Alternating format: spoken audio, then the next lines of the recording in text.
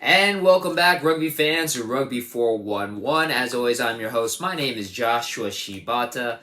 And I know this may seem a little misleading. USA Rugby needs competition, but it's not what you may think it is. Especially, it seems a little confusing, especially if you've been following USA Rugby. And unfortunately, their efforts to qualify for the Rugby World Cup of 2023, which is held in France, unfortunately kind of hit a roadblock. Now, as I mentioned before in the videos, if you watch this, that isn't their last attempt at the qualifications. They still have one more chance, which I will go in a future video. But really, what this means here, and we're going to be discussing it, is that USA Rugby needs help to improve their skills, to improve their ability, to have the players improve their teamwork. And the only way that rugby players, as well as any athlete, as well as anybody that is in any kind of business or competition or any competitive environment, the only way that you can get better is with competition. Competition makes everybody better. As they say, rising tides raise all ships. Competition makes everybody better. And that's exactly what USA Rugby needs, which unfortunately they've been kind of lacking. Now, granted, of course, COVID did not help, but even before then, USA Rugby in America, the Eagles, have had a tough time finding competition in order to improve their own skills. And that's what this video is going to go about. It's going to go exactly how do we address these needs, how do we improve USA Rugby, and there's been some news recently which I'm very excited about, which I'll also go over in this video, and hopefully it will give USA Rugby what they need, which is competition. Now, why is competition important, especially in the rugby worlds? Again, just bear with me. We're going to be discussing quite a bit here, and also I feel this might be very informative for those newer fans to the world of rugby. If you're just joining, rugby is a international sport, so a global sport, a little bit beyond franchise teams in a certain market like the Major League Rugby, which is just focused entirely in America. There is a international competition, which of course culminates in the Rugby World Cup, which is competed over by countries all over the world. So the thing is that with us in America and every country, they have a national team that will represent that country in international competitions like the Rugby World Cup. Now, we have in the rugby world what's called a calendar, which is when teams can compete amongst other teams. It kind of coincides with, of course, the internal competitions, which with club teams like Major League Rugby. Major League Rugby is what you would consider the club competition in America, but you also have other ones all over the world. Europe has the United Rugby Championship. They have Premiership. Japan has Japan League One. France has Top 14. So Australia and New Zealand and actually not South America, South Africa anymore, but Australia, New Zealand, Samoa, and Fiji have their Super Rugby. So or Rugby Pacifica. South Africa has their Super Rugby. All these countries have their own little competitions amongst themselves. But when we go on to a world global competition, there's a calendar of time or test windows, when teams are able to compete amongst each other. And it's very limited. It's only usually in the months of July. Maybe you'll have some in November, December, post a Rugby World Cup. And like I mentioned before, countries are scrambling to play against each other. And USA sometimes has a tough time finding competition because unfortunately, a lot of these competitions are based on logistics like travel, money, obviously. Whether or not you have bigger countries that would not necessarily waste their time, but take their time to play against smaller countries, make the trip over, is not worth their while. And all this also is influenced by the rankings. So in rugby, there is a international organization called World Rugby that governs the rankings of all the countries. And I'll pop it up right here, the current rankings. And by the way, I want to congratulate Ireland for being number one. They just recently became the number one country in the world after defeating New Zealand, shockingly defeating New Zealand the recent test window matches, which occurred in July. But as you see here, the rankings, you have Ireland, France, South Africa, who used to be number one. New Zealand used to be number one, this is number four. England, Australia, Scotland, Wales, Argentina, and Japan. And then if you move a little further down, you have USA, which is sitting at number 19. Now, the way that rugby kind of identifies their teams as well is there's a tier system. Usually the tiers determine the quality of play in that country. You have tier 1, you have tier 2, and then you have a kind of a tier 3, tier 4, bunch of little tiers. When you get that further down, tier 3 and 4 really doesn't make a difference, but it's really about the tier 1 that's super important. And right now, the tier 1 teams are pretty much all the ones that are in the top 10, including Japan at number 11, and then Italy at number 14. They're all the tier 1 teams. Being a tier 1 team means that you have pretty much a top-notch team. You have a very well-developed academy system to bring in an influx of new players, and you also have competition as well. So there's outside of the test windows, it's very hard to have regular competition amongst countries unless you've already established a competitive tournament. And certain countries, certain nations have their own internal competitions amongst countries that are close to each other. And there's two of them in particular that are very, very well known, very, very big, and they pretty much house the strongest countries in these rankings. So you'll see the coincidence are the matching up of these rankings with the competitions. And again, that's where this becomes super, super important. So another thing to kind of preface as well, the rugby world is kind of separated by hemispheres like the world is. So I'll kind of have a little graphic here with the equator in the middle, and obviously you have the northern hemisphere and you have the southern hemisphere. All the countries that are in the northern hemisphere, the major ones, compete in a competition called the Six Nations, and the major rugby countries in the southern hemisphere compete in what's called the Rugby Championship. Those are the two biggest and well-known rugby competitions in the world. Six Nations, the one that's in the north, is the oldest known international competition. Started in 1883, back when it was called the Home Nations Tournament, and it really just involved three teams that were basically the United Kingdom. You have four teams. You have England, Scotland, Ireland, and Wales. In 1910, they added in France, and then in 2000, so relatively recently, they added their Six Nation Italy, and then the competition became known as the Six Nations competition.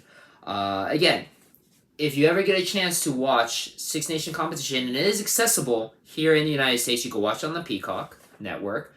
It's a lot of fun. Like, again, you have some of the best players in the entire world competing on a yearly basis in the Six Nations tournament. Recently, France won the 2022 version of the Six Nations competition, which is huge because going into 2023's Rugby World Cup, which France is hosting, it gives them a lot of momentum going into the World Cup. So that's the Six Nations. In the Southern Hemisphere, as I mentioned before, you have the Rugby Championship. Formed in 1996, it was originally called the Tri-Nations Championship and involved Australia, New Zealand, and South Africa. And then in 2012, they added in Argentina. Argentina was added in because basically, just like arguably Italy and France that were added to the Six Nations, Argentina started really proving that they were a very competitive rugby nation, especially after placing third in the 2007 Rugby World Cup. So they were invited into the competition.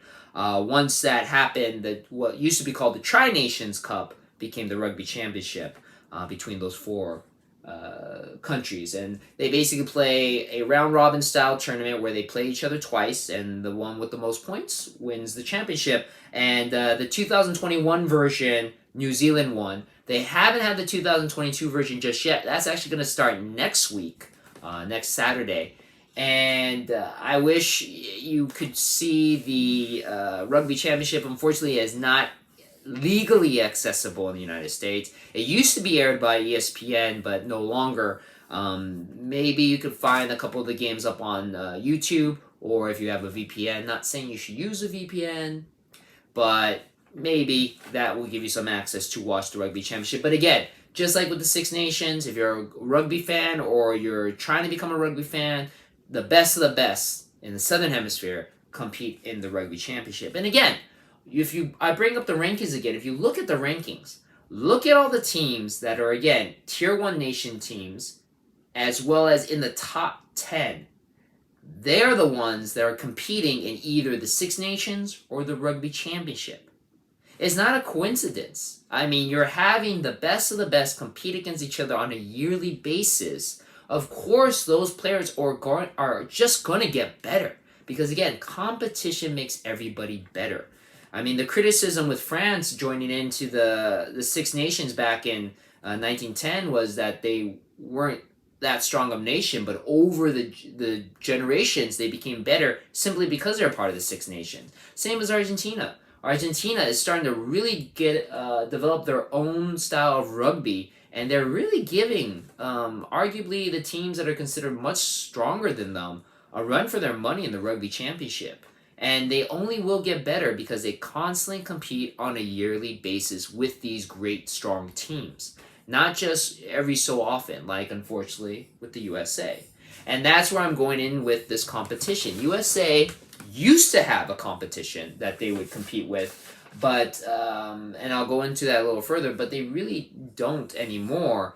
And finding competition for them during the test window season is hard because, again, unfortunately, USA, you look at the Six Nations, you look at the Rugby Championship, they're amongst teams or countries that are kind of bordering each other.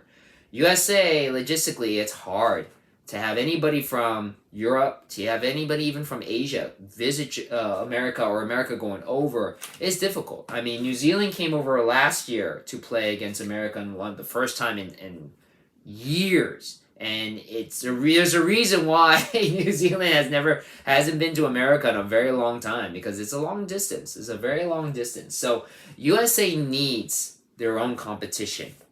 And as I mentioned before, they used to have a yearly competition called the America's Rugby Championship, also named the America's Six Nation. And at the time, the America's Rugby Championship was held between USA, Canada, Chile, Uruguay, Brazil, and the Argentina 15 team. Now, the Argentina 15 team is not the Argentinian national team, because they're competing in the Rugby Championship. The Argentina 15, or the Argentina Jaguars, is kind of like the second tier team. They're also the ones that represented Argentina in the Supra Americas League, which is kind of the MLR of the South America region. And again, it's basically players that are kind of on the bench. They're the secondary team, but all those players, if they compete often, will eventually become part of the main team. So being part of this America's Rugby Championship really does help Argentina develop their players a lot more. And again, it also will help USA and Canada, Chile, Uruguay, Brazil, teams that are struggling to find competition, play on a consistent basis. Unfortunately, and America's actually won a couple of these championships. They won two of them in 2017, 2018. Unfortunately, in 2020, the America Rugby Championship was canceled because of COVID and hasn't come back yet. It was just announced by the World Rugby CEO Alan Gilpin, and that's where this is all getting to. So thank you guys who have been holding on for the last 15 minutes to get to this point. That even though the American Rugby Championship may not be coming back anytime soon, they are having what's called advanced speakings to bring in a new competition called the Asia Pacific Americas Championship, which that's going to be very interesting. So apparently the way this Asia Pacific Americas Championship is going to work is you're going to have two pools of teams. One of them represent the Americas, which will have USA, Canada, Chile, and Uruguay. So 4 of the teams in the Americas Rugby Championship against 4 teams that are representing the Asia Pacific region, which is Fiji, Samoa, Japan, and Tonga. So this is an interesting competition. It's actually very reminiscent of a competition that they used to have back in the day called the Pacific Nations Cup, which started in 2005. Originally, the Pacific Nations Cup was spotlighted the 4 teams I mentioned already that represent Asia Pacific: Fiji, Samoa, Tonga, and Japan. But then in 2013, for a couple years, and even in 2019, both USA and Canada were invited into the competition. So that Pacific Nations Cup, very similar to what this Asia Pacific Americas Championship is proposed to be. And again, it just gives America, if this happens, hopefully it's yearly, a yearly consistent competition amongst teams of similar skill set. You look at the Americas pool, USA, Canada, Chile, Uruguay, similar. But the big thing is, the way that this format's going to be is the winner of the 2 different pools, so you play against each other in a round-robin style. The winner of the Americas pool will go against the winner of the Asia Pacific pool. There's a possibility that if the USA can win this pool, they could go against Fiji, Samoa, Tonga, or Japan, all teams that arguably are on a higher tier, especially Japan. Japan is a tier 1 nation. All the other tiers are technically 2.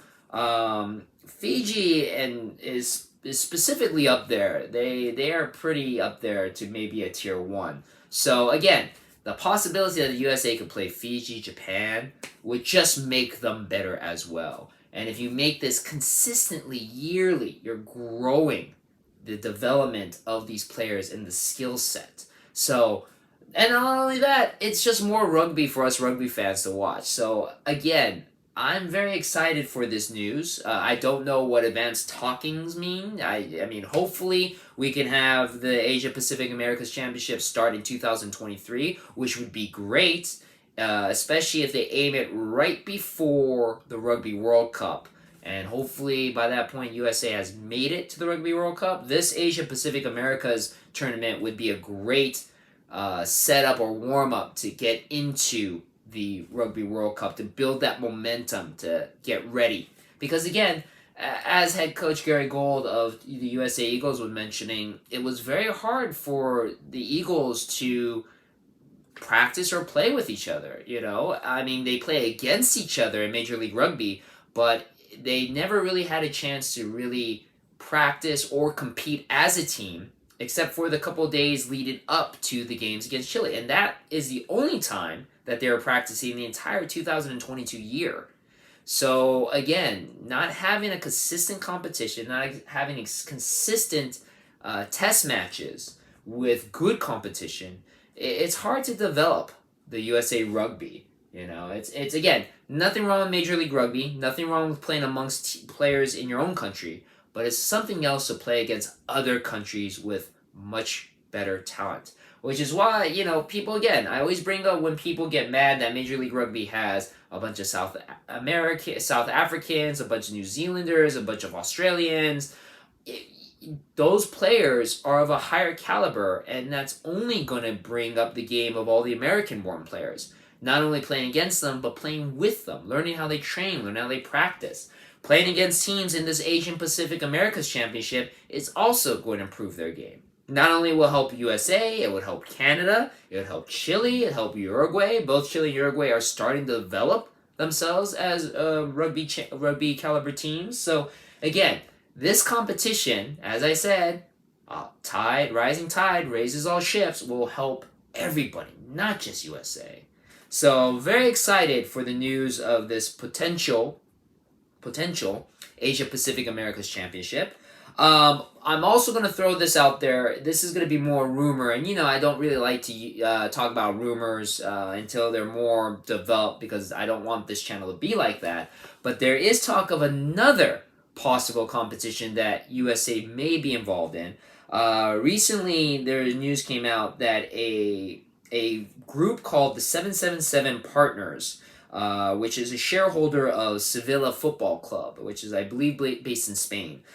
They are working with a British audiovisual company called Red Strike to form a tournament in Europe that will supposedly start this year in December to showcase a bunch of quote-unquote second-tier teams.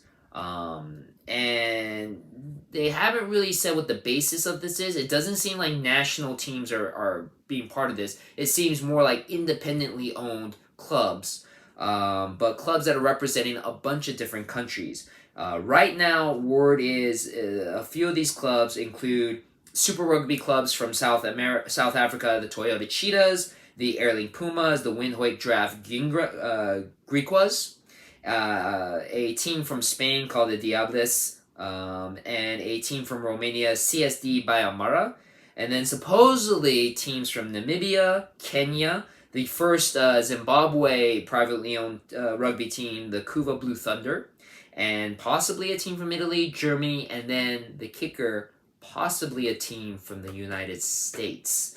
Again, the way it sounds, it doesn't sound like a national USA team is going, but maybe a secondary team, like a USA 15s team, a USA A team, even if it's a kind of like a barbarian. And again, if you guys didn't see my video talking about the French barbarians, barbarian team is kind of like a mercenary team. It's kind of a team that is brought together, invite only, of players that are invited to be part of this team. If anything, if even a USA Barbarians team is formed, Rhino Rugby, very popular group in San Diego, that really develops a lot of American talent. If a Rhino Rugby group gets sent over, which is filled with young American talent, it's just helping develop the talent in America. That's the point. You're getting these boys, these kids to play together in international competition, getting the experience to travel overseas, to play against other international players that, again, are a little bit higher skill set. They're just going to grow. And then when they come back, those players can, possibly make the USA Eagles team. I'm excited for this competition. I hope it happens. It was posted on Twitter a couple of weeks ago. I'm going to put up the article right there. And then I haven't heard too much more from it, though the Diables team that's in Barcelona, Spain, I followed their Twitter account, and they had this tweet here that they were pretty excited about news that is coming in. So maybe it's going to happen in December. We'll see. I don't know if a USA team, they're looking for a USA team. I don't know if USA team will eventually be involved in the first year. Supposedly, the way this competition is supposed to start, at least 8 teams are going to start in year 1. They want to expand it out to 12 by year 3. So there's possibility that eventually a USA team will be part of this competition. But again, excited for that news. Again, excited for more rugby. And again, just a chance for the USA to develop more through competition. So again, thank you very much. I know it might have been long-winded, but we made it to the reason why I wrote this up, that USA Rugby needs competition. They need it badly. They need it in order to improve the game and in order to consistently develop great talent and hopefully make it consistently to the Rugby World Cup. So we'll see. So again, thank you very much. Give me your thoughts on these supposed upcoming competitions. Again, I'll have more videos talking about them once they become more confirmed or official or more news breaks through about it.